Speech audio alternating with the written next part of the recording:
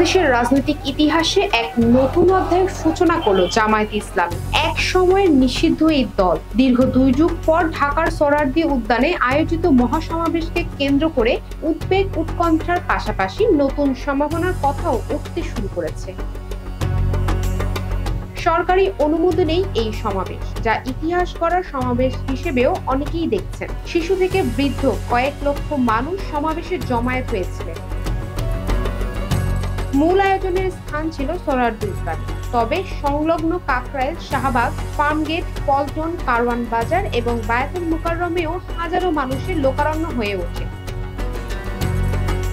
সমাবেশ শুরু হওয়ার কথা ছিল দুপুর 2টায়, কিন্তু ভোরের আগেই লাখো মানুষের উপস্থিতি লক্ষ্য করা যায়। ভোরের আলো রাজধানীতে পড়ার পর থেকে রাজধানীর চিত্র পরিবর্তন হতে থাকে। বেলা 12টার মধ্যে রাজধানীর সোহরাওয়ার্দী উদ্যানের স্থান সংকুলান না হওয়ায় মানুষের ঢল ছড়িয়ে পড়ে আশেপাশে। সারা বাংলাদেশ থেকে বিভিন্ন মিছিল এবং সংঘবদ্ধ জনতা সকাল থেকেই আসতে শুরু করে, কিন্তু উদ্যানের জায়গা না থাকায় মানুষ আশেপাশে থেকে সমাবেশ উপভোগ করতে থাকেন। অনেকে মোবাইল ফোন, রাজধানীর বিভিন্ন স্থানে থাকা এলইডির মাধ্যমে সমাবেশ দেখতে থাকেন। সমাবেশের মধ্যে শহীদ পরিবার এবং আহতদের জন্য বিশেষ স্থান প্রস্তুত করা হয়। প্রবাসীদের জন্য বরাদ্দ ছিল আসন। জামায়াতের আমির অসুস্থ থাকলেও তিনি সমাবেশের স্থলে উপস্থিত থেকে ভাষণ দেন।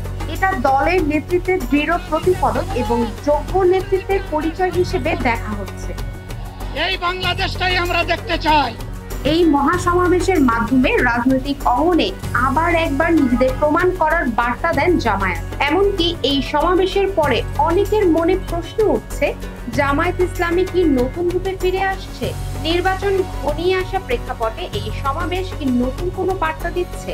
বর্তমান পরিস্থিতিতে জামায়াতে ইসলামী তাদের শক্তি ও উপস্থিতি আবারও জানান দিলেন।